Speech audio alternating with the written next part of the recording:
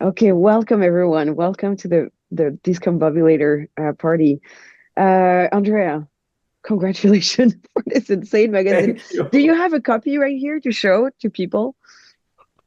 And here we are with the Perfect. eye of the abyss. That is the Uh, abyss that is staring back of you, the abyss of knowledge, the abyss of esoterica. So yes, is here with all this glory, beauty, and now it's a little bit difficult to turn the pages. But yes, the magazine is here with all this magic, his article about everything that is. Oh, look at what we have here. But we will talk about it. I don't want to ruin the surprise. yeah, don't ruin, don't ruin it.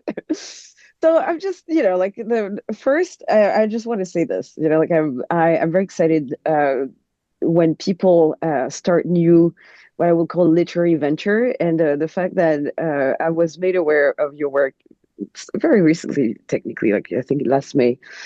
Two of my friend Chris and Sasha Graham told me, "Oh, do you know a friend Andrea? He's cooking something really exciting. You have to talk to him." And it seems like it was ages ago. I think we zoomed, and now it exists. Like you did it. And so Yep. today we're celebrating the first the number zero of the Discombobulator. Very loosely, can you tell us a little bit about what sparked the idea of creating that magazine? And also, like usually when we do something, which is like I'll just say this, I'm just really amazed by what you created because I think it's very ambitious and it's real. Now it's a concrete thing. But when we do something like this, it's just like it's also because something else is missing or we don't find what we want in the landscape of literary production. So, what is the discombobulator and what kind of void does it comes to fill in the world of esoteric literacy? No Yes, pressure. it comes as a vision. It's a lot of time and I wanted to create a magazine, but I didn't know exactly what. I love magazine and all I wanted to do about tarot, about magic, but it was a vague idea. And then suddenly, a few months ago, all the ideas came together and exploded in my mind. I knew the title, I saw the subtitle, I see the logo, the website, the concept, the philosophy, everything exploded. The idea is approaching esoterica and the occult in a completely different way, connecting back to different science or discipline like history, philosophy, parapsychology, mythology, practice and Mhm. rituals of different culture of different times. Because if you look around the magazine that we have now, they are badly printed. Usually they are bad.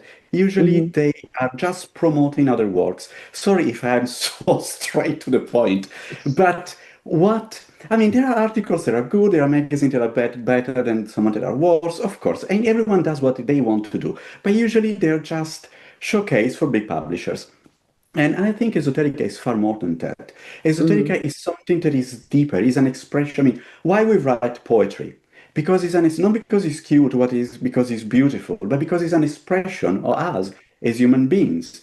Uh-huh. And esoterica for me is the same. Is an expression of us as humans. Is the great mystery, the great beyond, what is there. Is the big incognito is the tale is like Ix sunt leones. There will be dragons there or lions. Is a place to discover. In a place, it is a place of the imagination.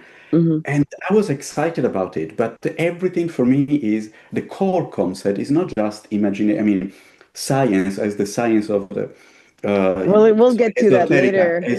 esoterica is the science of the imagination, but connect everything under one idea that is the most important, platonically speaking, that is the idea of beauty. If you think, if I want to make an experiment, a thought experiment, I say, okay, everyone here, think about a grimoire. What do you think? You think about a book of magic that maybe is ancient, maybe it's written Mhm. by hand, is stutter, is something that is precious by itself. Then take the same content and print it in black and white or cheap paper and give it a soft cover. And I will ask, where is the magic there? Magic is not just a content, it's the way you present the content. And this is the reason why I wanted to create the first coffee table magazine about esoterica. I mean, you work with me, you know how I did it. I never say to anyone, you have to write in this grid, I mean, this count of words on everything. Mhm. write what you have to write. And then I put all the images as big as I can, how many as is necessary to convey the Hmm. concept. I mean, this is the first esoteric magazine without a graphic grid. Every single article reflect with the font, the style, the photo, the graphic style, the soul of the article itself. It takes a century to create, Oh, but this is the way for that, me to create beauty and meaning. this is, I think this is part of what makes the magazine so incredible is like it's you're the editor, but you're also like the artist, like creating the like reinventing from one article to the next, like the visual identity of each stuff. And so when you read it, it's actually such a sorry, such a mind fuck because like you really like you're it's like going through like so many different territory one by one, you know, Yeah. like they're really it's very much like the tarot, you know, like every article has its own personality. I mean, this is like Indiana Jones, the Sasha Grant one, which I is so mean, I good. want to. This is an article written by Sasha Graham. For Yeah. who that of you that don't know Sasha Graham call herself the Tarot Diva because she is proudly an incredibly amazing actress of horror movies. Yeah. And so when she wrote this article that is called "Become the Indiana Jones of Your Magic Experience," of course I created the frame of a film, Uh, and then Indiana Jones Temple of Doom and everything. And this is, by the way, is your Camena. And if you yeah. see, it's the spirit of the water, and there is a watery texture there. And the Uh-huh. font of this article is different from that one. I mean, but in this way, you is like plunging to the article. Hmm. It's like experiencing, not just from a content point of view, I mean, reading text, but from his beauty or from his pictures, from it's an experience. There has to be experience from every point of view. If I could put scent, I will do it because I really would like to be a mystical experience. May, Yeah. may Well, I add, may I add something? yeah, of Please. Because course. Andrea and I, we spoke a lot about the magazine. Uh-huh. And in the conversations, it came out that most of the esoteric world is more or less emphasizing that of Europe and America is very Mm-hmm. Western centric, let's say. Mm-hmm. And we forget about that there's existence in other parts of the world of Mm-hmm. tarot, of esoteric studies. And he also wanted to bring that in to Mm-hmm. introduce those to people who may not know that of this existence or never thought about it. So Mm-hmm. he reached out to people all over the world trying to get input, which I think makes it even more interesting Yeah. for the magazine. You Well, know, yeah, there is that was something my that second. I'm sorry. Sorry, that was my second question. You know, one of the things that it makes me so happy of is that there is like such an horizontal slice of like the present of magic internationally, and it felt like we saw each other recently at the UK Tarot Conference, and I saw Janine as well. I met Janine for the first time, but it was just like it's so interesting. You know, those conferences are so interesting for me to go to because like people actually show up to them, and when you go to Europe, you meet Spanish, Italians, some like we had like people from Asia, and your magazine has the same quality. It has the same cosmopolitan, fun, multicultural voices. Inclusive. Exactly, inclusive. So tell us a little bit about this. For me is important. As you remember, I mean, if you don't know, I'm an Italian born. I always try to live in different countries because I'm incredibly curious. I spent my childhood in Buenos Aires, and there I met different culture about magic. My Hmm. auntie used to go to a curandera, a bruja. Curandera is the healer, the bruja is the witch. The two figures are mixing, overlapping. And she was doing rituals that belong to the Indios, to the indigenous people of the South of America. So there were traditions that are leaking from the Inca Empire, something coming from the Amazonia, but it's amazing. It's absolutely amazing. And so when I created the magazine, I have her in mind, and I said, how is magic in Central Africa? How is in Madagascar? How is in China? In all the, I mean, esoterica unite us all. If you think that one of the most ancient ghost story that was even translated. It's coming from the Babylonian time. It's Hmm. amazing. So imagine how many cultures have got stories. Everyone. There are things that put us together, and esoteric and the occult is one of those. So it's interesting to approach it from a very philosophical point of view, but accessible to everyone. And Hmm. because for me this is important, the connection with culture and not the diluting everything. I think I'm quite tired of being bombarded by what we can call guru, media, social media guru, social media expert. People that say in 5 minutes, I give you the meaning, I transfer you the meaning of a tarot deck.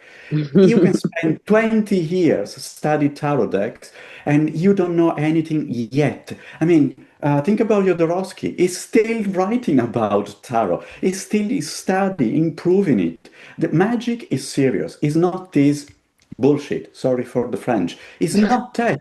And we cannot allow us to be submerged by this kind of culture. You want to understand magic. You want to understand tarot, esoteric, or other esoteric system or divination system. You have to study. Hmm. Suffer and toil, I mean, troubles is amazing. It's a mystery to approach, but this is the beauty. It's not something superficial. Is otherwise is everything lose meaning, lose interest. It became watery. And no, I don't want to skate the surface. I want to go deep, the deeper as possible. The deepest as possible. Wonderful. Um, So I would love to start asking question to some of the contributor of the magazine. Will you Andrea, will you introduce them in your own way? We're going to start with Janine. Can you tell us a little bit about who Janine is and how maybe you met her and her work and what's Yeah. the how did she got roped in the proto discombobulator?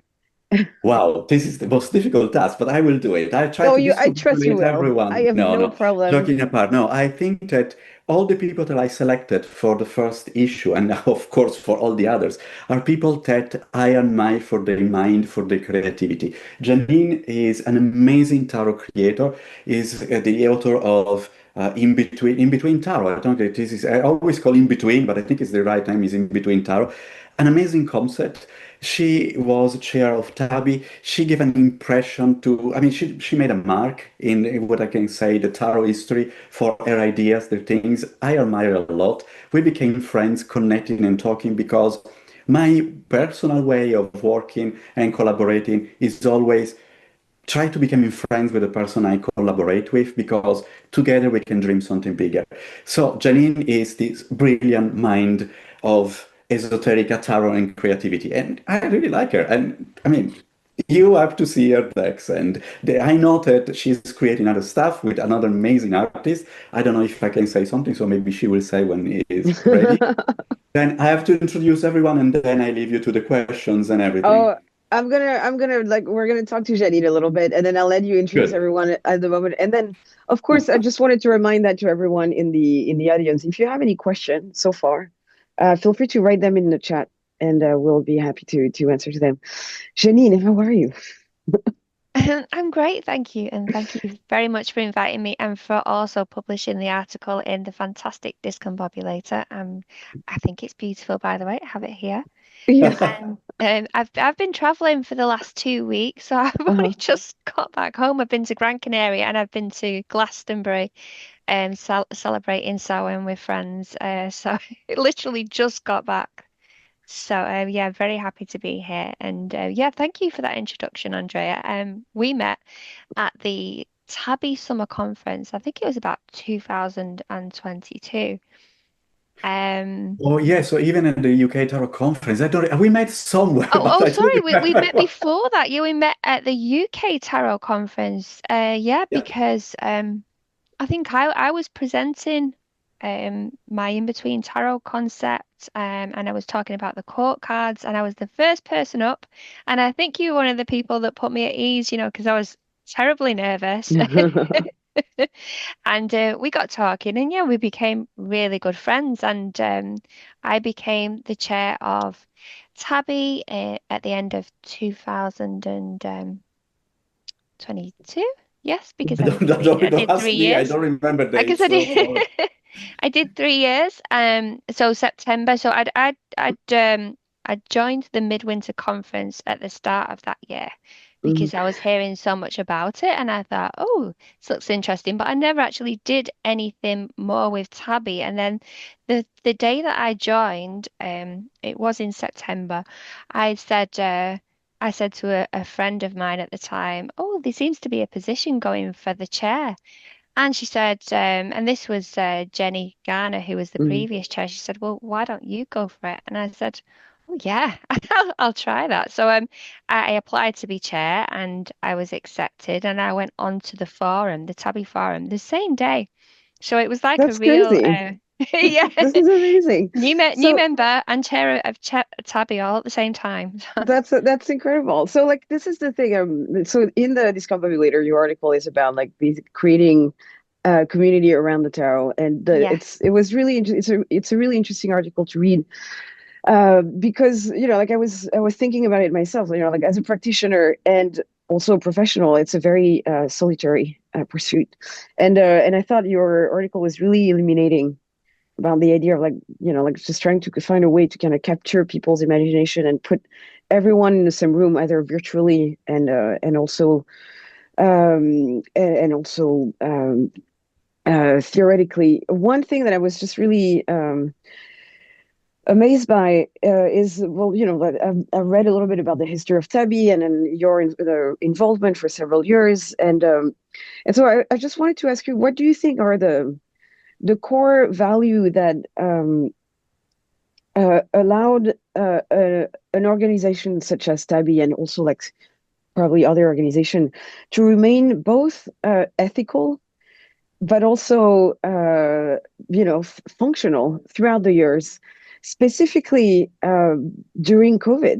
Like there was this huge momentum during COVID where people just got like everything could have fell apart. But it seems that in the contrary, certain terror structures that were already pre-existing kind of became even more like lodestar for people. So what happened? What are the core value that allowed for everything to kind of like be firm and consistent?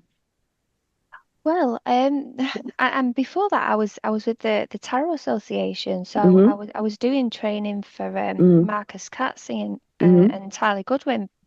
Gosh, a long time ago. And the big thing about any tarot association is to have that sense of community, so everybody can explore their topic together. So in this case, it's tarot, but it doesn't have to be. It can be astrology, and Mm-hmm. as you said, we're often very solitary practitioners. And for example, me, I'm based in Manchester. There aren't many people locally that are into the Mm-hmm. same things as me. And because I'm a 70s baby, so when I was growing up, you had the library, you went and got textbooks Mm-hmm. out. But now we're online, we're using things like Zoom.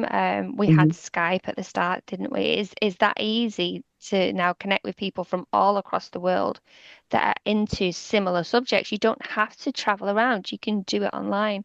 Mm-hmm. So that core sense of joining together in an online capacity, it really brought everybody together during COVID because we couldn't go outside anyway. Mm-hmm.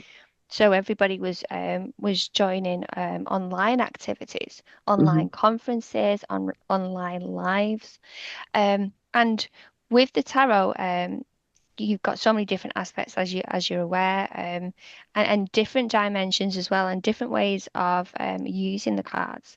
Mm-hmm. So we started having lives for everything, like a Marseille Monday.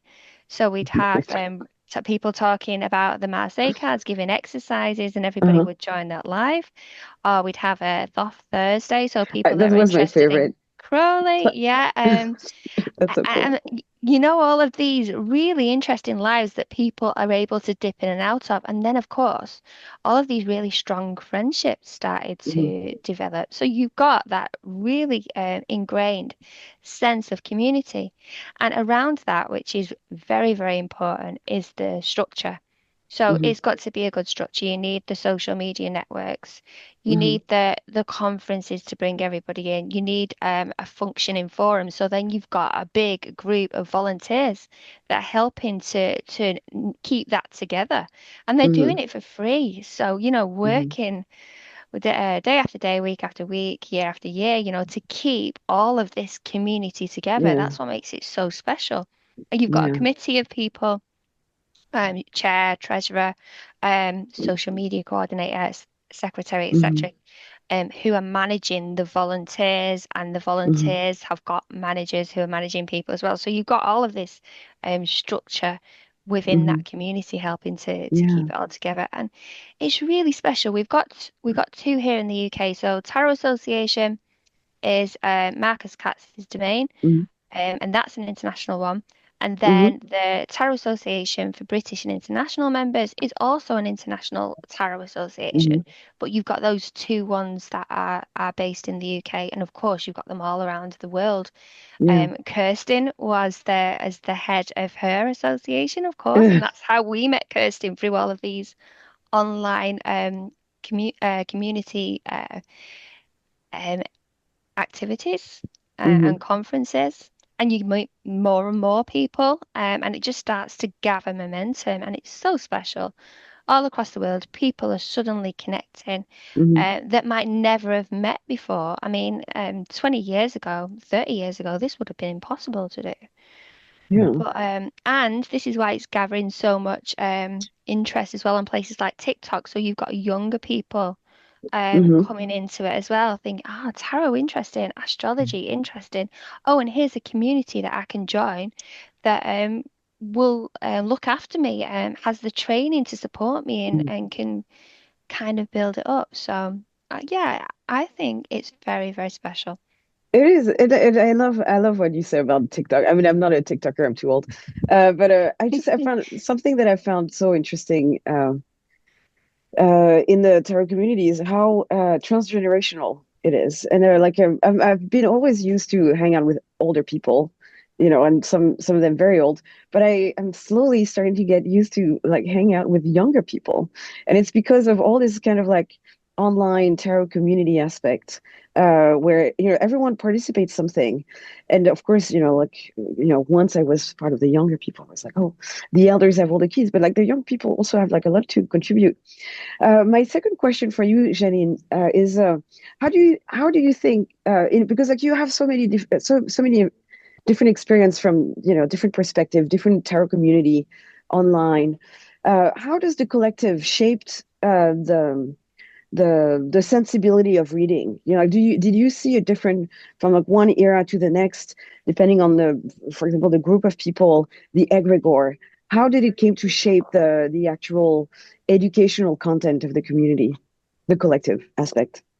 That's a good question. There was training, but when I started as chair with Tabby, there was Hmm. no training at all, and I was really Hmm. keen as one of my first tasks to Hmm. rebuild the training process. Hmm. So we put together an 8-week beginners course, Hmm. focusing on things like the minors, the majors, the court Yeah. cards, how to do readings, and then got people that had some experience with training, or possibly were just very enthusiastic about their different subjects, Hmm. to be the tabby trainers. So we had this bank of trainers, and then we created all of our itinerary and the course for all of the members, and then did all of these on Zoom every Sunday, and then Hmm. had the exercises on the forum as well. And then we created an intermediate course.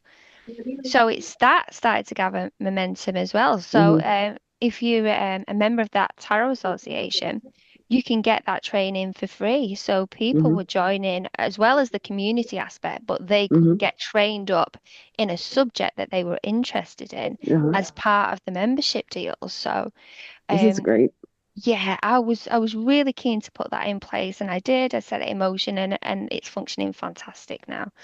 Um, yeah, and I've always been interested in training anyway. I'm a, Hmm. I'm a trainer, qualified trainer. And it's something that I did with the Tarot Association as well. And Hmm. one of the first courses that Marcus ran, I think it was back in like 2011 or 2012. He did Hmm. a 78 days around the tarot course, and there were about Hmm. 600 people joined that initial course, and I was the Hmm. only trainer for all of those Jesus people. Christ. But talking about community, and it's like, It like was you're just like a wild. stadium. It's And like you're and Freddie Mercury. Oh my God. And as Andrea knows me, Kirsten knows me, you know me a little bit, I'm a yes person. I say, yeah, I'll do that. And then I had 150 active participants that were Hmm. posting every day and sending their exercises in. And I had these people for 78 days.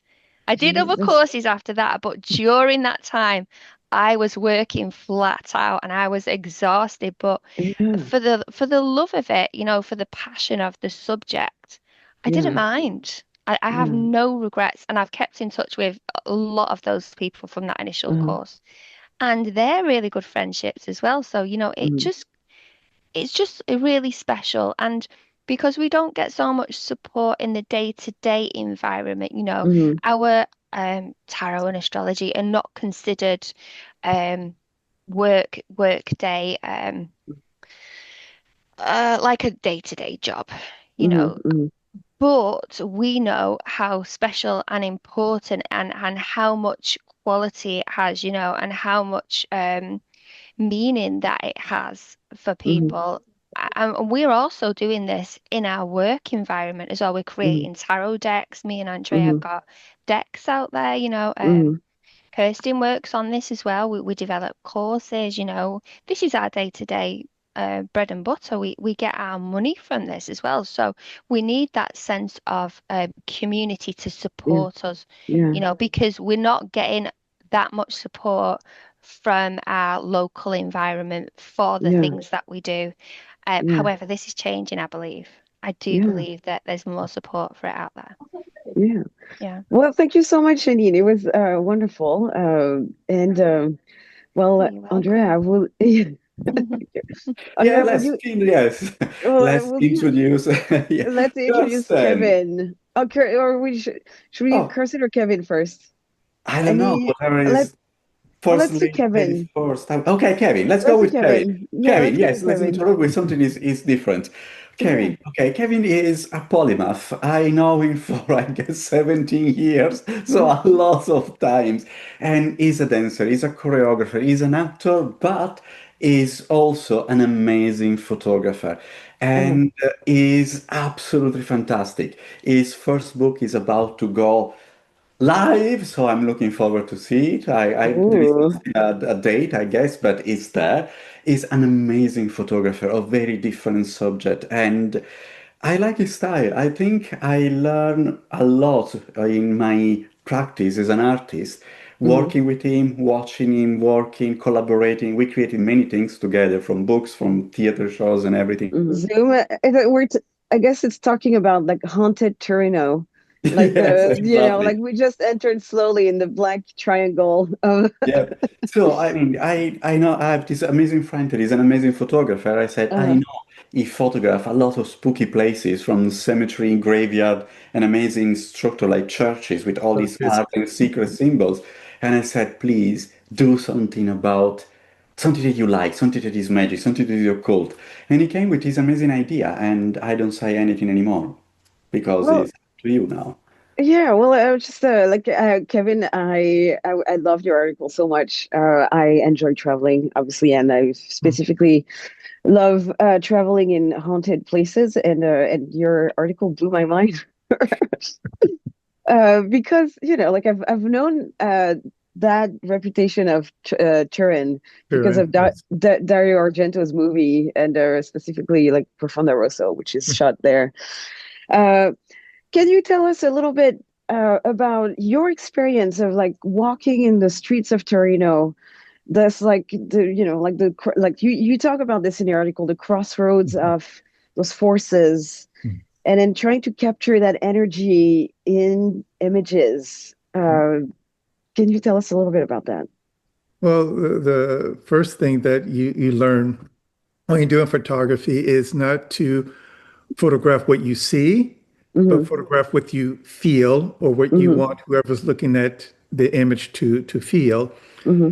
And I think the best way to get a feeling for a city is when it's a bit deserted, because then Hmm. you can really feel the energy of the city. Hmm. And also try to transport yourself back into time, thinking, how would this person feel? How would this person react? Why do they believe in this, that, or the other? I mean, I love research and I'm a huge researcher. I love history. In Turin, when Andrea asked me to write this article, I had some idea that it was a magic city, Hmm. superficially. But when I started doing my research, this whole explosion of the esoteric history of Hmm. Turin came out. And the article that I wrote is just a little tiny, tiny, tiny, tiny tip of the iceberg. Indeed, the first article was like 1,500 words. And Andrea said, it's too many. Can we do 500? So I decided to just concentrate on one particular area of Turin. What I discovered was I knew that Turin was part of a magic triangle with Lyon, and Prague, the white magic triangle, but I didn't know it was part of a black magic triangle, which is London, Turin, and San Francisco. Some say Chicago, but that's in dispute. Then I discovered that these two forces they meet Hmm. in Turin, and I live right near the gate where they meet. Luckily, I'm on the white magic part, and not the black magic. You're on the safe side. I'm on the safe side. Oh, oh my But goodness. during this discovery, you find out that the legends say that there's two uh, rivers of energy that flows underneath the city, Hmm. and that the main monument, which is a big spire, is Hmm. where this energy shoots out into the world, meaning Hmm. positive energy from this side of the city. Um, you find that on the white part, the white magic part, you have the Shroud of Turin. You have supposedly where the Philosopher's Stone is hidden in one of the grottos, the caves of Hmm. Turin. You have, oh, there was the third, the Holy Grail, which some Oh, say is buried somewhere in here. You have statues with all this Masonic indications showing where something is, where something is hidden. Uh-huh. You have the black magic part, which gets its name from things that happened in the area. They found cemeteries, it was places where Hmm. people were sacrificed, which were burned. You have the Valley of the Dead, which was where people were martyred. So you have all this energy. And then you have a place like the Egyptian Museum, in which there's just a mix of all this energy. Uh-huh. Supposedly on the white magic part, people are supposed to feel good. They don't know why. They have this sense of well-being. If it's true, I don't know. But when people come and visit me and they sleep here the next day, they said, "Oh, I've never slept so long. I feel so good." So take it for what you want. Um, Do you have a good hotel to recommend in the Black Triangle zone so I can try to see? well, everyone's doing Airbnb now, so no one's just doing the hotels. But when I was walking around, I love going to places and looking for more or less the dark side of looking at Hmm. symbols. Hmm. For me, it's strange to photograph a whole entire building, is Yeah. what I did there. I look for particulars that people don't notice that goes hidden, let's say. Yeah. And you discover that these hidden things are full of meaning Yeah. and that they tell stories to the people, the at least in that period who understands the symbology of certain things. Then I discovered that it was a city that drew alchemists from all over the world, even Uh-huh. Nostradamus, uh, Uh-huh. because of the alchemistic history and because Hmm. the royal family was very heavily into alchemy. Hmm. And supposedly one of the queens had a secret alchemistic laboratory underground, which is connected to one of these grottos, in which she had the energy and this, that, and the other. And they talk of the tunnels. Hmm. It was a myth until they were doing some excavations and they found tunnels underneath the city. Yeah. And in legend, this is where the alchemists would, traverse the city underground and trying to arrive to these secret grottos, that there were like 6 entrances, of which 3 was false and 3 were real, I just love this. Is to the confuse the people. Oh my God, this is so great. But they discovered these tunnels, but the reason for the tunnels was so that the aristocracy could move around without being seen.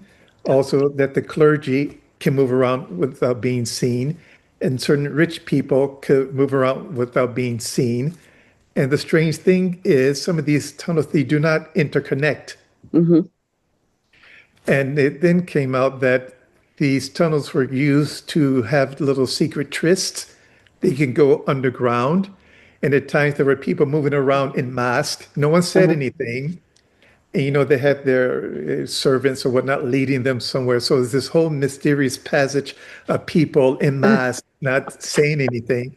So you can imagine what, that creates in the minds of people.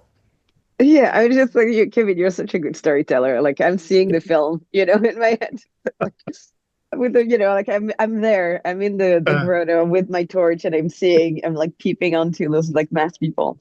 Um, I just, like the first thing I wanted, second thing I wanted to say is like it's so great to have like like the selection of articles is like so well curated, but it's also so well layered. yeah. And having your photos, like between, all these like the different like more textual article was just so incredible. The photos are spectacular. There is something very sinister in them. And I remember, so the first thing when I wrote the question, I was not reading the magazine. I had read it a couple of hours before, and in my memories, the photos you took, there were no one on them.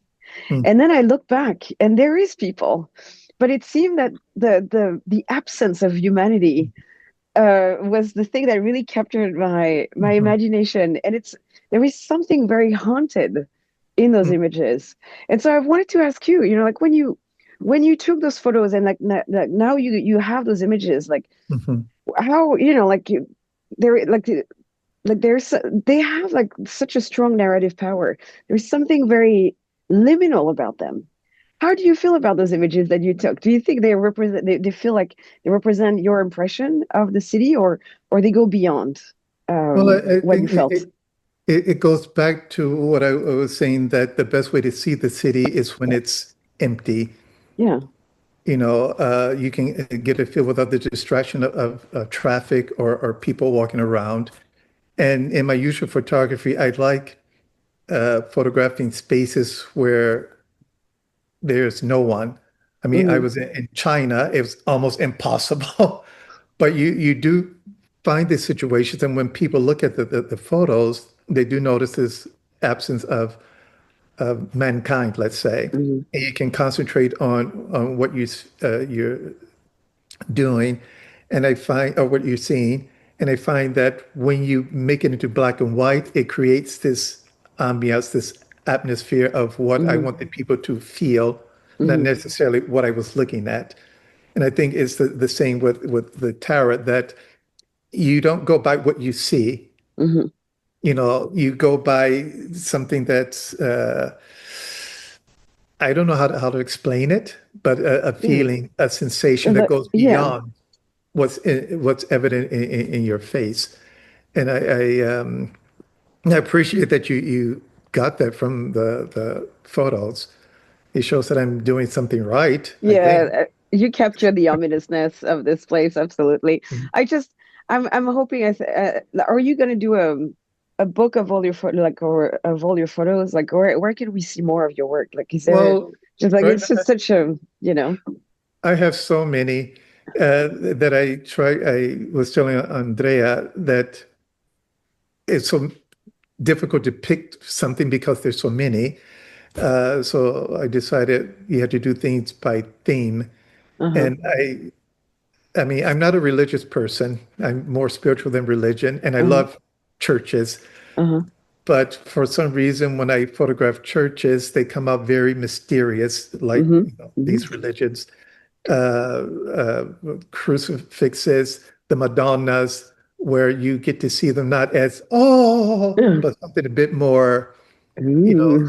sinister, Yeah. or churches again going and trying to find those little particular things that have a lot of history behind them, but they're hidden out of sight and people don't notice because they're looking at the big picture instead of trying to, focalize on some small detail which has more importance. But one thing, if I can ask, I want to go back to something you were asking to Janine Hmm. about the increase in interest in tarot. Hmm. Um, I know that in America, there's a huge resurgence, especially after the pandemic. Hmm. And I'm asking if it's because people, they found themselves alone and then having to internalize certain things and not knowing how to express them because we don't take the time of day to think about those things. And also that with young people, you were saying about the generational interest. Hmm. Could it be because younger people, they're more spiritual than religion, than organized religion, and those religions weren't able to answer certain questions, certain feelings, certain emotions, that they turned to another spiritual part, which includes Hmm. esoteric, um, a thought. Do you think that has something also to do with the resurgence? Janine, do you want to shim in and maybe you have a like an answer for this? You're the community master. Hi, Kevin. I was Yes. just typing out in the chat actually. I think people had a real sense of their own mortality at that time, and people were starting to ask those, especially the children in the families as well, Mm. what's going to happen to me if this happens, if the inevitable happens to me, what will happen to our families? Where do we go? What is the meaning of life and all these things? And people were turning to spiritual subjects of all different kinds um, online because that's what they had access to. Mhm. So all Hmm. of a sudden, yeah, people were starting to join up for these associations, these spiritual associations, because they wanted to know more about the subject, because they got interested in it, because they'd started to question their sense of mortality. Yeah. Mhm. COVID was a big opener for that, and spirituality as well as religion, definitely. Kristen, do you have a an answer for this as well? Like, is it something because you were doing your own community in Germany as well? Like, how was it? Uh, how was it there? Um, yeah, I think it was the same kind of thing Janine was Uh-huh. saying. Especially Instagram grew really big during this time, I seem to Mm. remember. And people, younger people connected through this. Mm. Um, I I think, yeah, if you are confronted with such a situation, you Mm. start to think about mortality. I think this is what Janine said is quite apt. Mm. And they had more time to think about Mm. stuff because they were all sitting at home, basically. Yeah. They were bored. Yeah. Well, I guess it is time to segue into your article, Kristen. Andrea, Introduction. Andrea, will you do the honor of introducing Kristen with the Yes. same I'm really passion? scared Esprit. now because knowing Kirsten, if I say something wrong, I will end up dead the day after. No, I'm joking. We are good friends. No, I'm joking. Kirsten is an amazing and brilliant mind. She is an author. I think your book are translated in different languages, if I remember right. I know that you write in German, but I think they are even translated in English, but I'm not sure you will say it. She is a tarot reader, an astrologer, and an expert in history of esoterica. And if I remember right, I mean, if I get it right, you're one of the founder of the Academia. Yes. Yeah. Not of the Uh, association, if you were going to say this. No. Yeah. No, Um, there is an amazing place for learning, for sharing, and everything. And that this is a part of the Tarot Association in Germany that you were leading and everything. So you are very deep in the Tarot community, in the esoteric community, but you have a lot of knowledge. and I liked it. This is one of the reasons why I wanted immediately to be part of this adventure, because you are like a living library. So it's fantastic. And now I hope to have saved myself for secure death. And Kirsten, the Living Library, like that's high praise right there. So Kirsten, your article is about Gustav Merrick. Will you remind us a little bit about who Merrick is and about the opus magnum? Okay. Yeah. I'm not sure how you whether anybody knows about the occult German scene. It's probably not so well known, but Gustav Meyrink is one of the major characters in this scene. He was major in the time when Nosferatu came out, so before the First World War, during the First World War. He died luckily in 1932, so he had not too many complications. Because the Nazis burned his books. But he was living in Prague for the First World War. He had a bank. He was a banker, not occult at all. And at the age of 23, he had a kind of epiphany, because he was going to kill himself. He sat at home with his pistol at his head, and he writes, all of a sudden an occult magazine was thrust underneath his door, and he started reading this, and he became from banker into a major occult person. He started to found a Freemasons lodge in Prague. He was a Rosicrucian. He was meddling with the Illuminatis, the next generation after the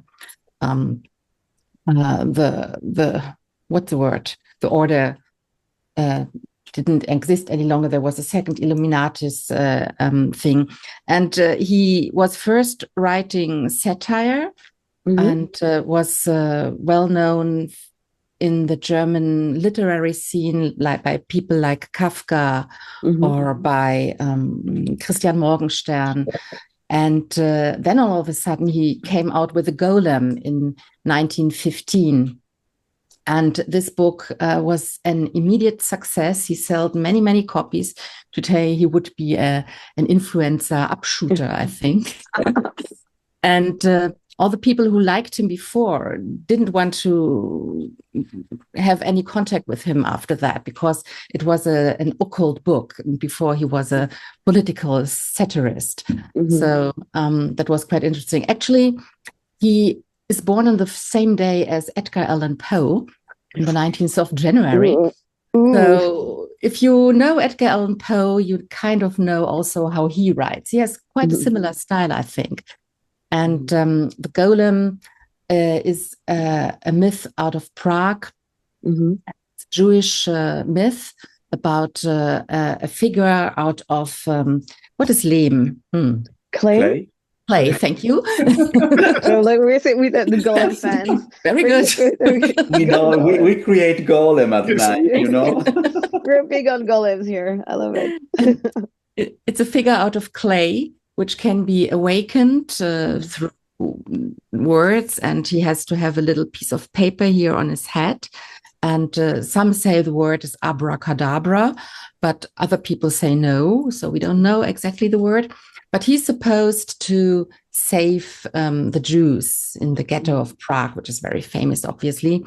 But when Meyrink wrote the book, the ghetto didn't exist any longer, he describes it in the book, and he uses the background of this ghetto he imagines like a body, actually, to not so much talk about this myth, but about the golem within each of us. So our shadowy side, basically. I think this is the best to summarize. It's a very confusing book. It's quite hard to read. It has a very difficult German language. I once tried to translate it into English because I used to live in Prague. Uh-huh. But it's really worth a read. Yeah. Well, also what's worth a read is your article about this, because one of the things that obviously is of interest to me is that you tell that story, the story of Merrick, and it's interspliced with I remember at some point you say and he had his tower moments, like it's like he kind of like writes the different eras of Merrick according to the major arcana. And it just, it makes it such an interesting, like seeing the biography through a set of cards. It's just such an interesting way to go through the life of a person. And so I just wanted to know, like how did that came to you? It was because it was just really, really magical. Well, because Andrea said I was supposed to write an article, basically, and I was. You were just listening to it. We have this channel, History of the Occult. We have 5 YouTube channels with our secret academy, as you called it. And I was thinking, okay, probably I didn't know what this was about. The whole. I'm really appreciating how you all can say the word discombobulator. Yes. I find it very hard to pronounce. So I didn't know what it was about. Andrea couldn't really tell me what it was about. So I thought, okay, it's going to be about tarot, I guess. And then I tried to bring tarot and the history of the occult together. And that was my idea, basically. Well, it was the perfect melange. My dear friends, we're going to have to wrap up. So if anyone has question in the audience, it would be really a good time to write them. We have a few more minutes. Meanwhile, Andrea, do you have any conclusion or like question that you want to kind of like massage us toward the ending for? Yeah, it's just the beginning. This is the beginning. I'm Okay. incredibly happy, and I feel like in a state of bliss that something that I dreamed so hardly and worked so hard to realize, it came to life without advertising, without compromising, and I feel completely energized. I think that this is the first step on a long path. I don't want to say we are making history because it looks pretentious, but I think we are doing something that will change the community, something that will open the eyes of people. They make something that making realize that things can be incredibly more beautiful, incredibly more deep, and into depth. They can find themselves. They can find something that is like a sparkle for their imagination, for their life, for the inspiration.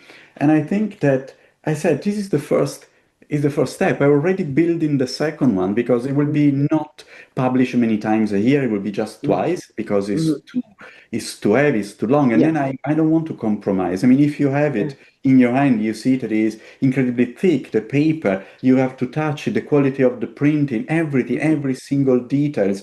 I mean, I want to show you something that is just Yes. something that just, I mean, this is the first page.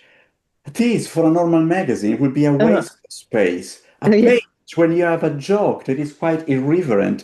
But this is the reason why I wanted to call the discombobulator. To discombobulate means to surprise. But it was a word it was used in the Victorian era. Now you say discombobulated. I'm all discombobulated, like an ironic undertone. Is something like that. But it's important to discombobulate. I wanted to do it in an ironic way, but in a deep way, and in a meaningful way. This is one of the most difficult pages that I have to draw, illustrate, put in order. This is the table of content. There is a map. And why is a map? Because this is a map of esoterica. Esoterica is a land that we are going to explore together with the authors, the artists, and everything. And there is a little detail. You know that I have a passion for dead languages, and I study Latin and Old Greek. So here, under the I of the discombobulator, I wrote one of my favorite motto that it says multa latent, that translated in Queen English means many things are missing. And of course, because it is an exploration, is a voyage of exploration. A lot of things are missing, and we will discover it during our lifetime. It is a journey. So this is just the beginning. And I Just already built in the second one, and it will be even, I mean, more exploding than this one, because I'm learning and contacting more people. What I want to create is a sense of community. A community so big, so important, so revolutionary, that is not just the community of the artists, the writers, because esoterica is everything. It's even art, poetry, a mystery. Think about Meyering and Andrea, we're gonna have to wrap up. I apologize. I really apologize for this. Uh, just a few things before we leave. Everyone, I will send the video where we're gonna try to figure out how to kind of like tape them together. But everyone will get the video. The second is that I will put the link of the Discombobulator for everyone to be able to at least check the website. If you don't have it, you should. Janine had a question. Are we going to do a live for each new Discombobulator edition? I will be very excited to host. So if Andrea, that's something you feel like you want to do, yes. you'll have the red carpet. I will just like red carpet you. And if you are in London, please come at the inauguration, the physical inauguration of the magazine at the College of Psychic Studies. Yeah, that was gonna just highlight that too. Like it's Friday, November 21st, and I think we can just say that it's gonna be the event of the year. It really is. My dear friends, I have to leave. Andrea, congratulations to you, Kevin, Jen, and Kirsten, and then everyone who participate. The magazine is just really phenomenal. Everyone in the audience, you have to see it to believe it. It's a fucking masterpiece. Congratulations again, Andrea, for this immense work. And I think you're right. It's like you're making history in a punk way. Everyone, have a great rest of your week, and I'll talk to you very soon. Bye bye. Bye. No, everyone. goodbye. Bye bye.